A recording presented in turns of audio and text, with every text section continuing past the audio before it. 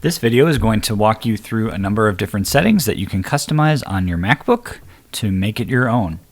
So the first thing I'll point out is I am on macOS Ventura, which means that I am all the way up to date as of 2022.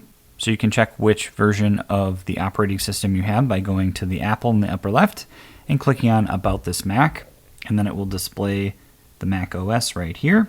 Next, what we're going to do is go to the System Settings. This might have been referred to as System Preferences previously, and in Ventura, things look just a little bit different. So you'll see here that things are located on the left, and then you have more options on the right beneath that particular menu. So it resembles an iPhone or an iPad. So there are a few things that you can do. First off, you can click on Wi-Fi and see what networks you've connected to and which one you are currently connected to. Sometimes when you are having issues with Wi-Fi connectivity, just flipping this on and off can help. You can click on Bluetooth and see what devices are available for you to connect to. Notifications, you can customize which applications give you notifications and little pop-ups on your screen. So you may want to consider customizing some of these. For example, if I don't want iBooks to give me alerts, I can click on it and then just check that and all alerts will go off. You can click on sound to see what devices are outputting your sound, such as your MacBook Air speakers. You can turn down alerts volume. So like if notifications pop up, you can turn this down a little bit, which is actually kind of nice. So I'm going to do that right now. There's that sound on startup that I don't really need to have happen, but you can leave it on if you would like. And then just a few other options you can take a look at. Focus is like a do not disturb feature that allows you to customize what things you get notified for during the day. So you can schedule it to be on and off, like during classes, for example. And then a couple things in general I'll point out. We've got software update, which really will only be utilized for smaller releases. Larger upgrades are always going to be available in self-service. Storage is a nice and handy one because you can see what applications are taking up space on your device, and then you can actually get some suggestions on ways that you can clean up your device and have more storage space.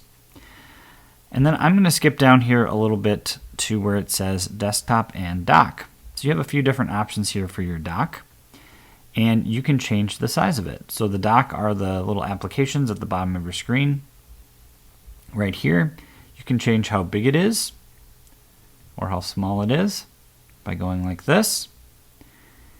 And then you can also change the magnification. So if magnification is on, what happens is when you hover over one of your applications, it gets bigger. So you can customize that.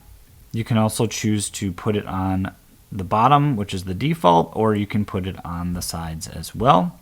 And then there are a number of little things that you can take a look at here. I'm going to skip down here to Touch ID, where you can add a fingerprint and then unlock your device using just your finger, which can be a little bit faster than having to type in your password. And then last thing we're going to do is we're going to go down to the trackpad here. And there are a number of different things that your trackpad can do. So you can see, so I've selected point and click right now. You can change the tracking speed, which indicates how fast your mouse moves across the screen. You can do some things to customize the click if you would like. I would always make sure that your secondary click is click with two fingers. Secondary click is essentially a right click on a normal mouse. And then you may choose to leave on or turn off the tap to click button here. Under scroll and zoom, you might be one of those people that scrolls in a different way than others. So this will indicate what your fingers are doing. This will indicate what your screen would then do. So by default, natural scrolling is on.